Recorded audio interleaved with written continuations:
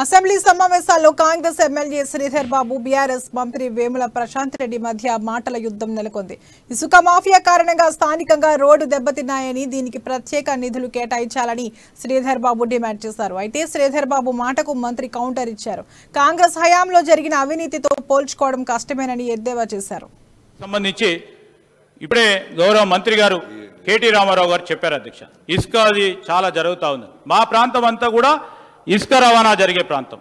ఇసుక మాఫియా అంటే ఒక పరంగా న్యాయపరంగా వచ్చే మీకు ట్యాక్సులతో పాటు మీకు కనుచూపులు లేకుండా జరిగే అనేక లారీలు, ఒక లారీ రవాణా చేస్తే 10 లారీలు అక్రమ రవాణా జరుగుతూ ఉన్నాయి. ఆ సందర్భంలో రోడ్లన్నీ చెడిపోయినాయి అధ్యక్ష. మీరు ఒకసారి మా ప్రాంతానికి విజిట్ చేయండి అధ్యక్ష.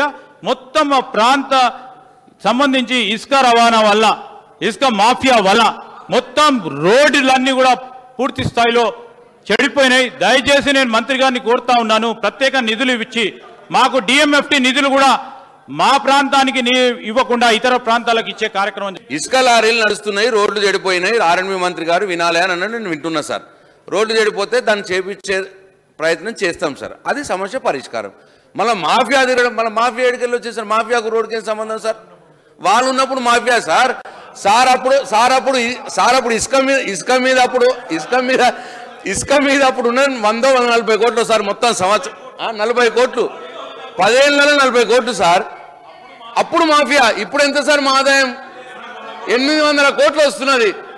ఇప్పుడు పర్ఫెక్ట్గా చేస్తున్నా 800 కోట్లు వస్తుంది.